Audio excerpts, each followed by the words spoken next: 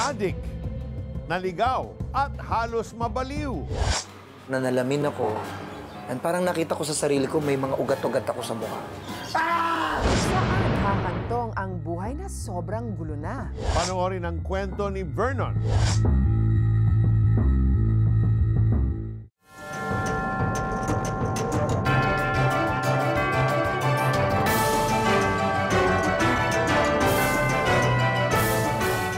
This week on the 700 Club Asia, we'll be sharing different stories of miracles.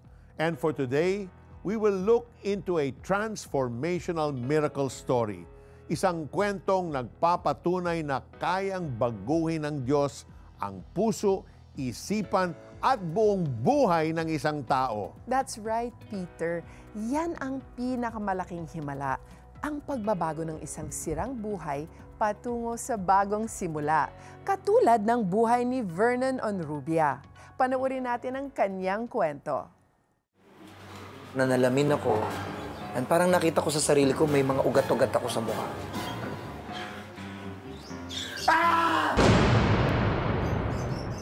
Lumaki si Vernon na uhaw sa kalinga ng kanyang mga magulang. Ang kanyang ina ay nagtrabaho sa abroad. Malayo naman ang kanyang loob sa ama. Talagang deprive ako of my mother's presence, no? Kaya every time na aalis siya, talagang grabe yung lungkot ko. Hinanap ni Vernon ang atensyon sa barkada at fraternity. I think hindi kasi strong yung bonding ng family, yung ties ng family. Hindi ko nakikita yung house is a good refuge enough for us. Kaya I need to go out sa bahay, from bahay, and to look for people na po pwede kong makausap, makaututang dila, makasama sa pagkain. So mas nag-enjoy talaga ako sa labas. Spell my name! The first hazing na ginawa sa akin, lahat ng officials na present during that time, sinampal ako at in-spell yung kanilang mga pangalan. Habang nag-hazing kami, nagchochonki kami, nagmamariwana kami para hindi ko maramdaman yung pain. In-injure ko siya. Pero dumating sa point na hindi rin na-satisfy yung inner need mo eh. Hindi naglaon ay nahumaling na rin si Vernon sa droga. Ang reason lang talaga nung pagdadrugs ko dahil sa barkada na nakita ko I'm not belong to the group kapag hindi ako nagdadrugs. Parang I don't want to be separated sa kanilang company.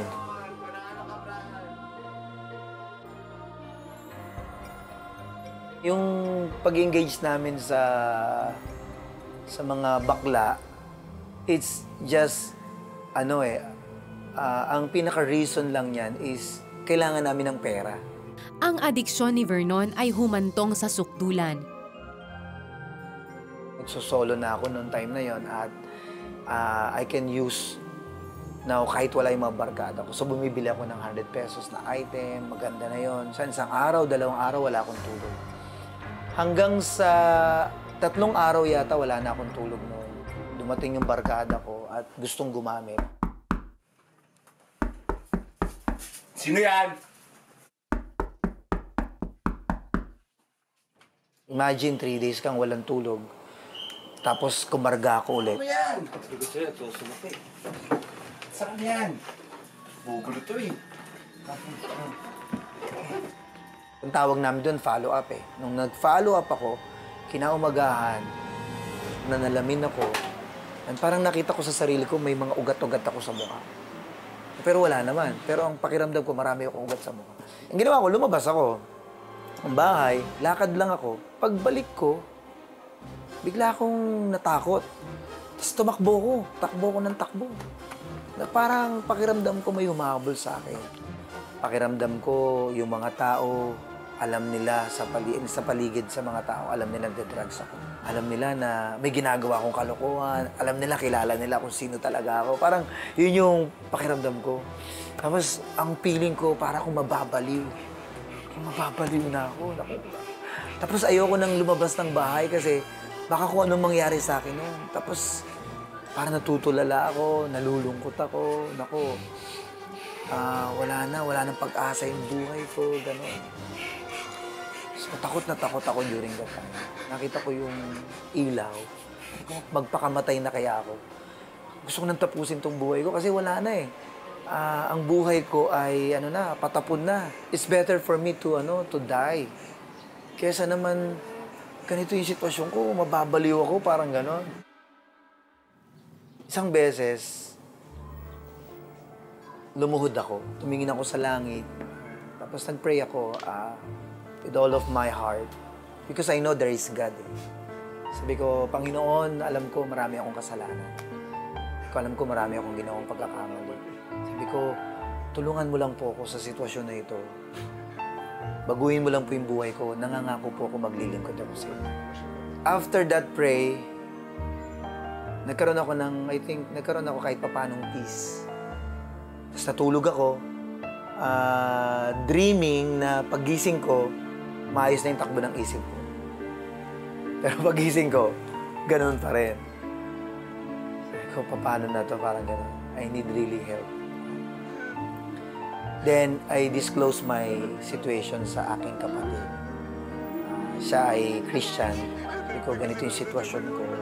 I was hooked sa drugs. At piling ko mababaliw ako masisiraan ako ng bayan. Agad na dinulog sa isang kaibigang psychologist si Vernon. Doon nalaman na nagkaroon siya ng anxiety attacks. Si Ate Livian, instead of talking to me through her professions, kinausap niya ako tungkol sa for spiritual law. About receiving and accepting Jesus as your Lord and Savior.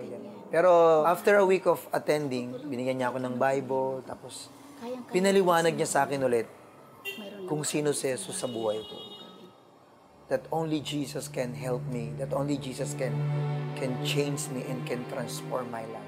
After namin mag-usap, tuwan-tuwa ako noon. I don't know why, but I have that joy in my heart. Excited ako umuwi sa bahay kasi I know tatanggapin ko si Jesus as my Lord and Savior. So, umuwi ako ng bahay, pag-uwi ko ng bahay, and I received Jesus Christ as my Lord and personal Savior. Nagsimula na ako mag-church. Nung time na yun, nag-church pa ako, nag-yoyosi pa ako noon eh.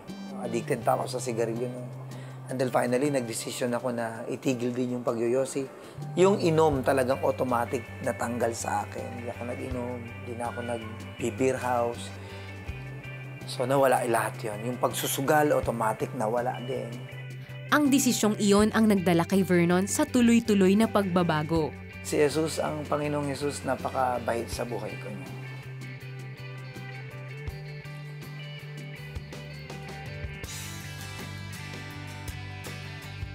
God knows. Mahal na mahal ko ang Panginoon Jesus. He is my everything. He's my satisfaction. So I remember the passage that hope will not disappoint us because hope is a person. And Jesus is my hope. Ngayon ay isa ng pastor si Vernon sa Jesus Reigns Ministry kasamang naglilingkod sa Diyos ang kanyang pamilya. Ang nakaraang binaluktot ng adiksyon ay itinuwid ng Diyos patungo sa buhay na ganap. Alam niyo po, maraming tao ang feeling nila, Peter, na wala na silang pag-asa. Sasabihin nila, wala na akong kwenta, hindi na ako kayang baguhin ni Lord. Pero nakita natin sa kwento ni Vernon, di ba, na napatunay na kahit gaano ka-broken, God can give you a brand new start. Tama yan, Joyce, no? Hindi natin kayang baguhin ang sarili natin sa sariling lakas. Pero ang Diyos, He is in the business of transformation. Sabi nga sa Bible, 2 Corinthians 5:17, if anyone is in Christ, he is a new creation. Lahat ng luma, mawawala, papalitan ng bago. Amen. Kayo po, kung sinasabi ninyo na gusto ko rin ng bagong simula, hindi aksidente na you're here watching us right now. This is God's purpose happening. All you need to do is to surrender your life to Jesus. Hindi mo kailangang ayusin ang sarili mo sa iyong sariling lakas bago lumapit sa Kanya. It's the Lord Jesus who is going to fix you. Siya ang mag-aayos sa'yo. Tama, Joyce. Kung handa ka na, sumabay ka sa aming panalangin. Let's pray. Lord Jesus, I come to you today just as I am, a sinner, an addict, someone who has abused his body, allowed all these substances, Lord, to just abuse my health. But today, Lord, I choose to surrender everything, every bit of me to you. And I turn my back on my life of sin and vices. And today I choose that I want a new life through the power of your Holy Spirit. So now, Lord, I ask for your forgiveness. And I ask you to cleanse me from all the sins that I have committed. I ask you to remove the urge towards these vices, Lord God. In the name of Jesus, I ask you now to come into my life, to be my Lord, to be my Savior, to be the God that will lead me into victory all the way to your kingdom. Thank you, Lord, for loving me. Thank you for dying for me. Thank you for forgiving all my sins. This is my prayer in Jesus' name. Amen and amen. Amen. If you prayed with Peter, we are celebrating with you right now. In fact, heaven is celebrating. It is time for you to start growing in your faith. Seek God to strengthen you spiritually by reading His Word, the Bible, by praying also, and having fellowship with other believers. Please join our online Bible study group. Paki-comment lang yung letters na BSG, Bible Study Group, on the Facebook page of the 700 Club Asia para makasali. Simulan mo rin ang bawat araw sa panalangin, asking God to guide you and help you resist temptation. Sa tulong ni God, you can become a better person, the person He wants you to be.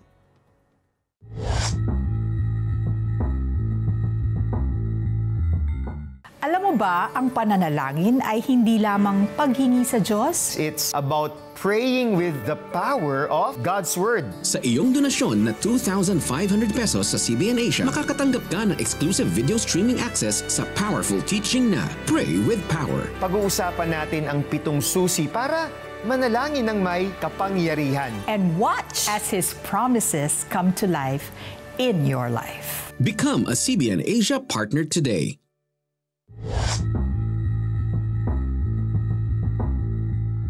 We're back on the 700 Club Asia at kasama natin ngayon si Vernon Onrubia.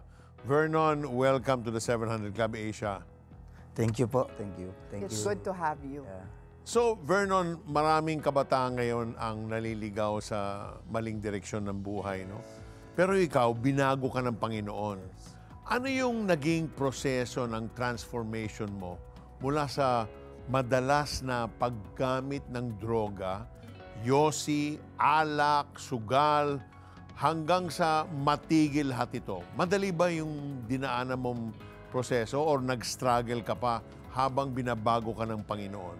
Actually, yung change life instant eh. Kasi ang sabi po ng 2 Corinthians 5:17 that if anyone is in Christ, he is a new creation. So, after I decided to accept the Lord Jesus Christ, lahat actually nung vices ko talagang nawala eh, no? You mean to say, when you accepted the Lord, wala na yung desire para mag-drugs, Opo. para uminom, para mag-smoke? Opo. Talaga? Actually, yung smoking po, no? Pati lately- sugal.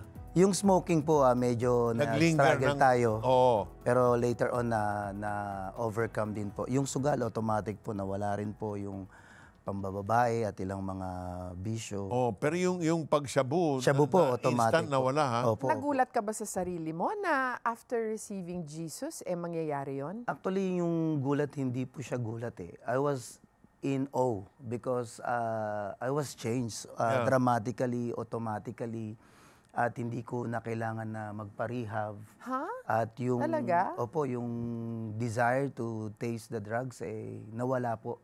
At dumating yung point na kinagalitan ko na po yung drugs, na namuhi talaga ako sa drugs. Kasi nakita ko yung pangit at masamang epekto nito sa buhay ko at sa pag-iisip ko po. So, I'm wondering, Pastor Vernon, no? Naikwento mo na, lumabas sa kwento mo kanina na halos mabaliw ka dahil sa anxiety mo, sa gitna ng ganung kalalim na karoon ka ng malalim na takot, di ba? Ini-imagine mo yung mukha mo, may mga veins. So, paano mo naramdaman ang presensya ng Diyos na, pati yung pagkabaliw mo, bigla rin na-deliver ka? Actually, yung anxiety medyo damang pa yung effect. Oh, pero po yung, pati fear, no? Yeah, opo. Pero nung time na nag-attend po ako ng church, I was really touched by God and I feel the presence of the Lord. That the fear alleviated by the joy of the Lord. And I was really happy during that time. Umuwi ako ng bahay at inaccept ko si Jesus sa aking pong buhay. And then, yun nga po, along the way, may mga anxiety attacks and depression. But I was reminded by the Lord that I have the mind of Christ. So sometimes yung ating pong isip is limited po, no? But the mind of Christ is beyond limit po. You know? It gives you peace, joy, hope, and the love. At sabi naman din po ng Bible, no? Yung pag-ibig, pinapawi niya yung takot. No? Those who are not perfect in love is, subject to fear. But those who are perfect in love and receive the love of God overcomes fear. Tama. Fear is driven out. So anong mas masarap na pakiramdam? Yung high ka on drugs or noong tinanggap mo si Jesus, naging high ka sa presensya niya? Actually, yung presensya ng Panginoon, no? Nothing can compare, no? Actually, I was in Scotland during that time, nung bago na ako ng Panginoon. Ang ganda ng lugar, but still you will seek the presence of the Lord. Same thing din po sa tanong ninyo. Talagang the presence of God cannot compare to anything. Kaya ang presensya ng Panginoon ang talagang dapat natin hanapin. Yun din sabi ni David, di ba? One thing that I seek is your presence. Amen. Di po ba? And rather to be in the house of the Lord than to dwell in the thousands elsewhere. So, napakasarap po sa presensya ng Panginoon kaysa sa presensya ng drugs at mga drug addict na kasama mo. Kasi sandali lang po yun After nun, wala na. Tapos addict ka pa. Hahanap-hanapin Problema mo. ka pa Parang nakidnap yung katawan mo ng drugs, di ba? Hahanap-hanapin mo. Ngayon, Pastor, as someone who has experienced a transformational miracle, paano po kayo tinulungan ni God na makaiwas sa talaga sa tukso ng drugs, sa bisyo, at, to continue living the life that God wants you to live? Kasi you said, dinadaanan pa rin po ninyo yung anxiety. So, paano nyo naiwasan yung mag-fall back into drugs? Actually, yun nga sinabi ko po, no? Kinamuhian ko po yung drugs. Talagang naging kaaway na ako ng droga. Kasi nga talagang nakita ko hindi siya magandang company. So, every time po na may mga kabataan, I always encourage them not to engage into drugs. Kahit yung mga anak ko, I always advise them na even mag-try ka, do not do it kasi talagang it will mess up your life talaga. This goes against, I love science, but for me, this is really something that goes against science because science says na kung addicted ka, you need parang a time to withdraw from the drugs. Symptoms and all of that. That's it's a long process. This is a miracle. Yeah, it is. Na overnight, you just broke away from it. But and not only that, you have hatred for it, you know? Amazing. There's that intense feeling against it. Amazing. Kung kayo po ay dumadaan sa isang hamon na katulad ng pinagdaanan ni Pastor Vernon o may pagsubok na kinakaharap, we encourage you to call our CBN Asia Prayer Center. Bukas po ito 24/7 para kayo po ay ipagdasal at bigyan ng mabuting payo mula sa Word ni God. All you have to do is call the numbers na naka-flash sa inyong mga screen. Maaari rin po kayo makipag-chat sa Prayer Center representative sa Facebook Messenger ng The 700 Club Asia. Marami pang ilalahad si Vernon sa atin pagkatapos ng ilang mahalagang paalala. Magbabalik ang The 700 Club Asia. Stay tuned.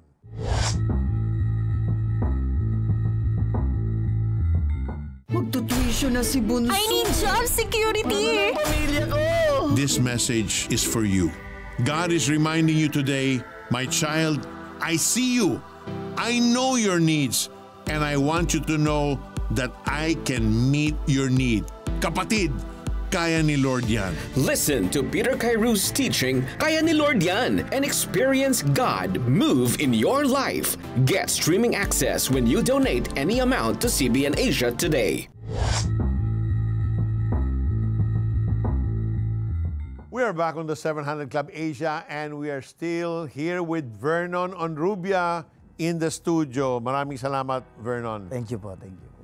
So, Vernon, ngayon na binago ka na ng Panginoon, ano ang naging direksyon ng buhay mo? Kumusta ka na ngayon? Ay, ayos naman po, no? Nung after po na makakilala ko sa Panginoon, ay bumalik ako sa pag-aaral. So, I took BS Social Work and then after po niyan ay nag-practice ako ng profession. Nakapasa pa ako sa board exam, no? Yung licensed social worker po tayo. Tapos, nag-aral din po ako sa ATS, sa Asian Theological Seminary, taking Bible School. My master's degree po, natapos ko po yun. At yun po, no, nag-start po akong mag-serve sa Panginoon into mission, into different settings of ministries, hanggang sa nagkaroon po ako ng calling to start a Bible study. Wow. Then later on, naging church po siya, no? Nyo na naging church po. So, it was named Servants of Jesus Christian Fellowship. So, ako po yung pinaka-senior pastor po doon. At yun po, patuloy na naglilingkod sa Panginoon, advancing the kingdom of God, building the kingdom of God, and doing the missional kingdom of God. Thank you, Lord. Grabe. So at this point, Pastor Vern, paano mo ginagamit ang yung buhay mo, yung kwento na pinagdaanan mo para makatulong sa mga ibang tao na maaaring dumaraan din sa ganitong klaseng sitwasyon? I use it as a hope, no? Kasi nga po, hope is a person, none other than the Lord Jesus Christ. So sa amin po, meron po kaming jail ministry, meron po kaming mga kabataan na dinidisciple, may mga bata po kaming finifeed. So isa po yun sa ginagawa namin to help them understand the effect of drugs and to really say no to drugs po. At doon sa mga nakakulong naman po, nagbibigay ng pag-asa na makita nila, oh, there's still hope for us na mabago at magamit ng Panginoon po. So yun po yung ginagawa po namin ngayon, sharing the gospel of the Lord Jesus Christ through our life testimony po. Amen. So, Vernon, kanina you said na you went into drugs dahil hinahanap mo yung belongingness. Yes. Ngayon, when the Lord changed you, you got saved, wala nang temptation, wala nang drugs, paano na yung barkada mo sa mga ibang addicts? Ano nangyari sa belongingness?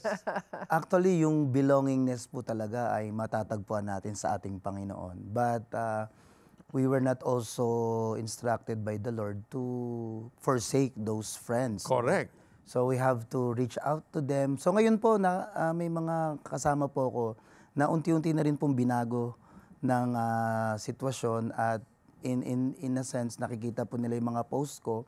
So nabe-bless po sila at minsan nagkakamusta po sila. And then sinasabi ko nga po na ang buhay ko ay binago na rin talaga ng Panginoon. So, and also, I have mga unbeliever friends pa rin po. No, hindi naman kasi ang drug addict nagko-confess yan na drug addict sila or hindi. But I have unbeliever friends, no. At I always mingle with them. But I know my limitation sa inom, sa iba pang mga bisyo or mga ano po. Basta I'm there just to let them know that I am a pastor. That's the thing. I am I'm available. So may mga nag-approach po sa akin, Pastor, can you pray for me? May mga nagpapa-counsel like, Pastor, ano bang stand nyo sa marriage? Ano bang stand nyo sa live-in? So in that way, nagkakaroon po ako ng opportunity to share with them as, yun nga, nagiging light ka and salt for these people po. Amen. So nakakatuwa na meron kang mga community po dito sa ating pong sa lugar kung nasaan po ako. Ngayon, Vern, bilang isang ama at isang asawa, paano mo naman ginagamit ang kwento mo? Na ikikwento mo ba sa mga anak mo yung pinagdaanan mo? Oo, very vocal po ako sa kanila kasi nga I don't want them to engage also, no, ma-experience yung kasi talagang ako po, buti na lang by the grace of God, no, siguro kung hindi po naawa at nakabag ang Panginoon sa akin eh. Baka 60 feet below the ground na ako or nasa mental or baka wala na ang buhay ko ngayon. No? Kaya I always guide them doon sa principle ng Panginoon at talagang unahin ang Diyos sa ating pong buhay. Kaya salamat sa Diyos at biyaya po yung pagiging ama sa kanila at asawa rin po. No? Though I'm not perfect, minsan nag-aaway-aaway kami mga anak ko, pero nakikita nila yung transformation ng buhay ng isang tao. Labang kinukwento ko po sa kanila kung paano kung binago ng Panginoon. Amen. Amen. Pastor Vernon, maraming salamat sa iyong powerful testimony and change life. Before we say goodbye, allow us to just declare a blessing over you. Yes po. Panginoon, maraming salamat sa buhay ni Pastor Vernon, Lord, na you really caused him to experience night and day. And Lord, as he has seen your light and continues to carry your light, so we pray for a double anointing, a double unction of your Holy Spirit, that as he continues to go back to those that are in jail, yung mga dati niyang barkada, Lord, continue to cause him, Lord, to be so attractive to them that they will desire, they will hunger the same kind of life you have given Pastor Vernon. So Lord, maraming salamat po sa buhay niya. Empower him all the more. We declare provision, we declare good health, we declare prosperity, we declare success in winning more souls to the kingdom, Lord. In the name of Jesus. Amen and amen. Hallelujah. Panginoong Jesus, sinatanggap ko po kayo na aking Panginoon at tagapagligtas. Sumabay ka ba sa panalangin upang tanggapin si Jesus? Narito ang CBN Asia Prayer Center para sa iyo 24/7 upang tulungan kang magsimula ng panibagong buhay na punong-puno ng pag-asa, kapayapaan at tagumpay. Just text YES, your name and location o mag-chat sa The 700 Club Asia Facebook Messenger. Friends, people may fail you, life may overwhelm you, pero isang bagay ang sigurado, hindi ka iiwan ng Diyos. Lagi siyang nariyan para sa'yo.